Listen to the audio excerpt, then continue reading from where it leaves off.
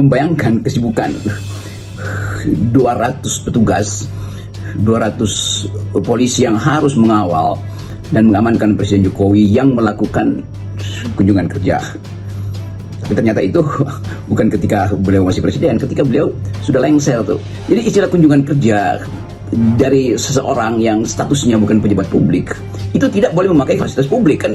Dia kunjungan kerja buat apa tuh? Buat mengevaluasi sesuatu yang berhubungan dengan kebijakan negara kan, tuh konyolnya di situ tuh. Tetapi kita tahu bahwa presiden tetap melekat di dalam hidupnya, mungkin bahkan sepanjang hidupnya, yaitu rahasia-rahasia negara tuh. Karena itu dia masih dikawal tuh, tetapi bukan dia melakukan kunjungan kerja terus dikawal, kan itu konyol. Jadi tetap kelihatannya Presiden Jokowi tidak ingin, atau ya Presiden Jokowi tidak ingin jadi mantan, karena dia masih membutuhkan kamera, dia masih membutuhkan pemberitaan. Demi siapa? Ya bukan demi dia, tapi demi kelanjutan imago, kenangan bahwa dia adalah pernah jadi presiden dan ingin supaya Gibran itu diingat sebagai anak dari Presiden Jokowi. Jadi ini satu paket satu paket PR, public relation, untuk menghubungkan antara kapasitas Pak Jokowi sebagai mantan presiden dan backup yang harus dia berikan pada anaknya, yaitu Pak Wakil Presiden, yaitu Pak Gibran tuh. Jadi kita mesti membaca dengan cara itu.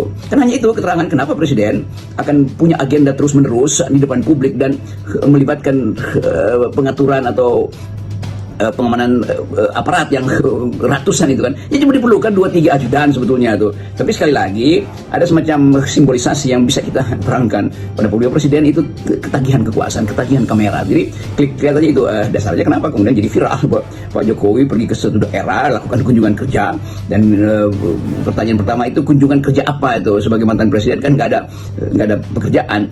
Kalau dia ada presiden yang melakukan kegiatan ya sehari-hari membutuhkan pengamanan, bukan dengan ratusan anggota kepolisian. Jadi ini juga sebut aja ini yang disebut sebagai dia bahkan udah lengser masih melakukan korupsi dalam pengertian merusak sistem itu. Korup itu artinya merusak sistem sebetulnya, bukan sekedar dalam pengertian nyolong duit, bukan. Korup artinya merusak sistem, itu bahasa Inggrisnya begitu.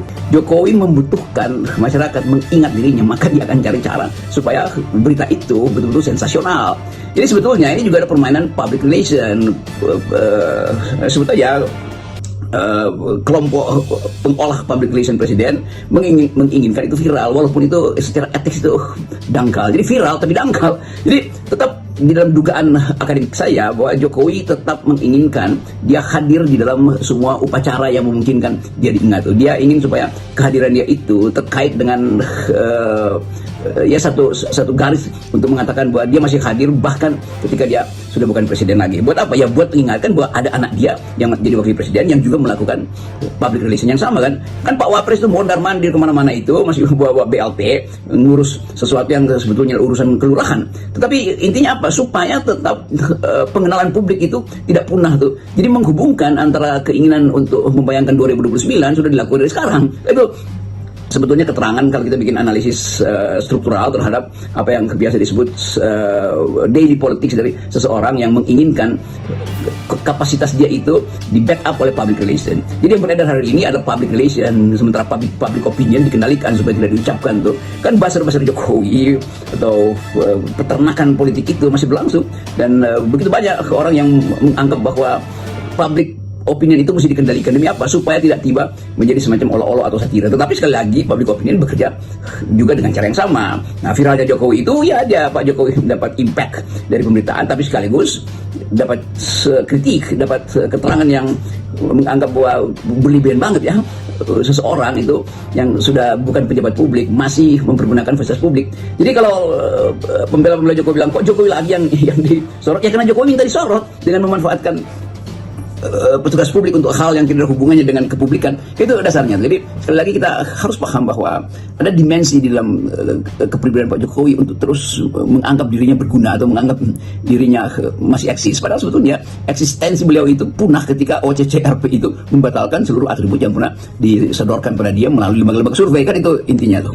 Jadi menurut Anda semua aktivitas Pak Jokowi ini by design ya? Ini bagian dari komunikasi politik gitu ya? Berarti ya memang ada agenda politik tersendiri di balik kunjungan-kunjungan itu semua gitu ya, bukan hanya sekedar Pak Jokowi pramuka kan seperti yang disebutkan. Saya menilai bahwa proyek pencitraan ini memang diorkestrasi, yaitu untuk memungkinkan ingatan publik tidak punah atau memulihkan kembali ingatan publik bahwa Jokowi itu pernah jadi simbol belusukan, pernah jadi simbol lempar-lempar goodie bag segala macam tuh. Tetapi juga ingatan publik sekarang lagi fokus pada sensasi yang sangat mungkin dihasilkan akibat upaya Jokowi untuk mendongkel PDIP itu. Dan upaya Jokowi ini kemudian terkait dengan keinginan Jokowi untuk punya peralatan politik ke depan tuh. Lalu dikerahkanlah segala macam buzzer untuk mengatakan Jokowi nggak punya ambisi, Jokowi nggak punya ambisi. Bahkan untuk sebuah acara kecil di sebuah kabupaten itu dia harus mengerahkan 190-an atau 200 personil petugas negara untuk mengawal dia. Itu juga paradoksnya di situ. Artinya dia memang dari awal menabung ambisi itu. Dan ambisi itu yang makin lama makin terlihat. Begitu banyak orang yang dia sewa akhirnya berupaya untuk mengembalikan semacam ingatan bahwa Jokowi adalah orang baik, bahwa Jokowi dihianati, bahwa macam-macam. Tetapi yang subjektif itu dibatalkan oleh yang objektif, yaitu bahwa rakyat Indonesia mengirim jawaban terhadap kuesioner yang disebarkan oleh OCCRP, dan atas dasar itu OCCRP merumuskan bahwa Jokowi adalah koruptor nomor 2 di dunia tuh. Dan kata koruptor kemudian dipersoalkan apa buktinya tuh. Bukan pembuktian itu yang penting, tetapi seluruh berita tentang demokrasi di Indonesia itu koruptif. Artinya dipatahkan, dirusak oleh Jokowi sistem demokrasi kita. Nah, perusakan itulah yang menyebabkan dimungkinkannya korupsi dalam bentuk yang lebih material, kan begitu cara berpikirnya. Jadi kata korupsi yang seolah-olah ditolak oleh Buzzer itu karena menginginkan pembuktian, ya bukan itu yang dimaknai itu. Mentalmu korup. Nah, itu artinya kamu itu merusak etika, kamu merusak sistem hukum. Itu namanya dari segi pikiranmu itu korup. Artinya dia berpikir untuk merusak. Itu intinya kan. Jadi sejak di dalam pikiran Pak Jokowi itu udah memelihara pikiran korup itu kan. Itu intinya kalau kita mau baca secara mendalam hal-hal yang kadang-kala tidak dipahami sebetulnya oleh para komentator dan sekedar menuntut mana buktinya. Nah, pembuktian itu dimungkinkan justru karena dari dalam pikirannya udah korup itu. Pikiran untuk meloloskan diri 3 periode itu udah korup. Pikiran untuk berupaya supaya Gibran diiyakan kendati belum cukup umur itu udah korup. Jadi bahkan dalam pikiran udah korup itu masalahnya. Nah, sekarang itu bertambah lagi itu. Pikiran korup itu adalah memanfaatkan daya dukung yang masih dia pelihara itu untuk memungkinkan beliau tampil di depan kamera. Sorry. Walaupun kita tahu bahwa proyek-proyek public relation ini toh pada satu waktu akan berakhir, kan orang akan bosan atau bahkan disgusting gitu.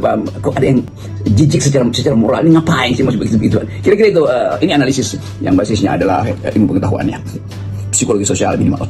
Saya pernah terangkan di dalam forum ini juga bahwa Pak Jokowi itu memendam rasa iri. Dia iri pada SBY yang punya partai. Dia iri karena SBY masih beredar di luar negeri. Dia iri pada Ibu Mega karena Ibu Mega itu tetap kokoh dengan dukungan populis yang betul-betul berakar itu. Sementara Jokowi itu membutuhkan sensasi itu dengan mengerahkan buzzer, dengan mengerahkan lembaga survei. Jadi secara psikoanalisis ada yang tidak lengkap itu, yang incomplete di dalam struktur psikologi Pak Jokowi. Jadi sekarang kita lihat dia iri pada siapa lagi? Dia iri pada Prabowo pada akhirnya kan. Walaupun nanti orang protes, Rocky Gerung membenturkan, bukan membenturkan, saya mau analisis bahasa tubuh Pak Jokowi itu. Pak Prabowo tiba-tiba jadi viral lagi karena mau pergi ke luar negeri dan mengandalkan kemampuan politik internasional untuk membackup Indonesia, dan Jokowi merasa iya ya, kenapa dia nggak lakukan dari awal itu. Dan Jokowi nggak punya kapasitas untuk bermain di dalam sebagai global player atau global aktor di dalam politik internasional, sehingga Indonesia itu tercecer di dalam politik internasional. Tiba-tiba Prabowo viral lagi karena masuk BRICS itu, entah karena alasan ideologi atau pragmatisme untuk dapat proyek-proyek dari China, Brasil yang adalah petinggi-petinggi BRICS, itu soal lain. Tetapi Prabowo tetap di dalam kondisi dimengerti punya kemampuan untuk melakukan satu tindakan yang akhirnya akan dianggap orang sebagai tindakan yang betul-betul radikal. Itu artinya lakukan radical break.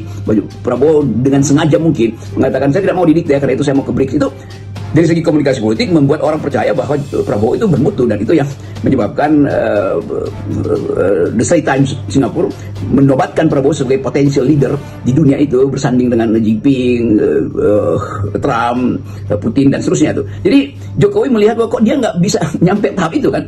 Sekarang Prabowo dengan satu keyakinan memutuskan untuk mengusut pagar 30 km yang ditanam di sepanjang pantai utara tuh. Dan itu pagar siapa? Ya orang menduga itu pagar Mulyono. Jadi pagar Mulyono dibongkar oleh Prabowo kan. Itu dasarnya kenapa? Ya karena pagar itu dibuat di era Pak Jokowi itu. Dan sensasi terhadap proyek itu juga adalah sensasi karena backup dari kekuasaan terhadap proyek Pantai Indah Kapuk 2 kan, itu soalnya. Jadi kelihatannya Pak Jokowi tidak bisa tenang sebagai seorang yang sudah pernah tugas, karena tetap ingin mengasuh anaknya supaya diingat terus. Dan pada saat yang sama, secara tidak sadar dia keluarkan defek psikologinya dia sendiri, itu bahwa dia ketagihan kamera atau dia ketagihan pemberitaan. Jadi kedamaian dalam batin itu terganggu terus karena keinginan untuk berkuasa itu masih menggebu-gebu. Dan semakin Gibran itu tidak punya kapasitas untuk memperlihatkan potensi dia untuk memimpin, nah kedudukan dia sebagai wakil presiden tentu hanya akan dianggap sebagai kegiatan seremoni aja. Kan nggak kita lihat bagaimana Pak Gibran itu memberi semacam public address dengan konsep yang kuat, yang matang, dengan ide yang futuristik, kan nggak pernah kita lihat tuh. Jadi sekali lagi Pak Jokowi tetap ada di dalam problem sebetulnya psikososial, yaitu dia ingin secara sosial dia diingat, tetapi yang dia lakukan selalu adalah backfire ya. Orang akan terus melihat Pak Jokowi sebetulnya apa istilah itu, banci kamera apa dalam istilah ilmu komunikasi. Jadi selalu ingin ada kamera di depan dia tuh. Saya kira itu semacam ya penyakit yang mesti dibongkar atau diterapi oleh seorang psikolog.